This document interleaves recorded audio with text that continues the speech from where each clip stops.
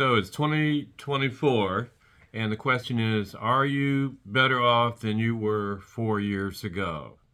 Let me refresh your memories a little bit, folks. 4 years ago, we had the worst pandemic in 100 years, and a president who said it's a hoax and refused to do a thing about it until we had 1 million people die and half of the U.S. was unemployed.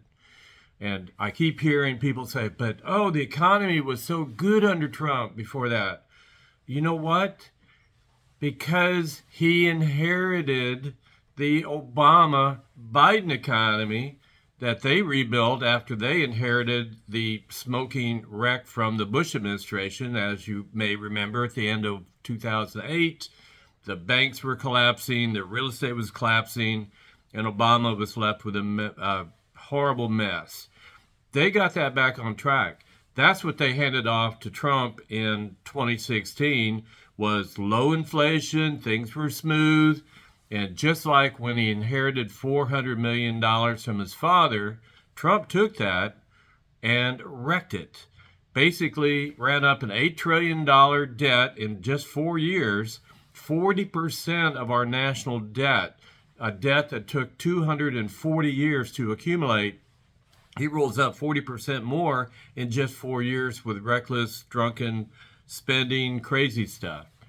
And basically, then he leaves Biden a smoking mess.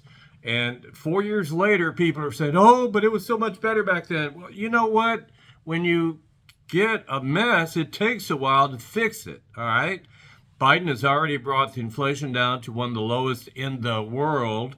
He's created over 14 million jobs, invested in our infrastructure, which has been ignored for decades, got chips manufacturing brought back to the U.S.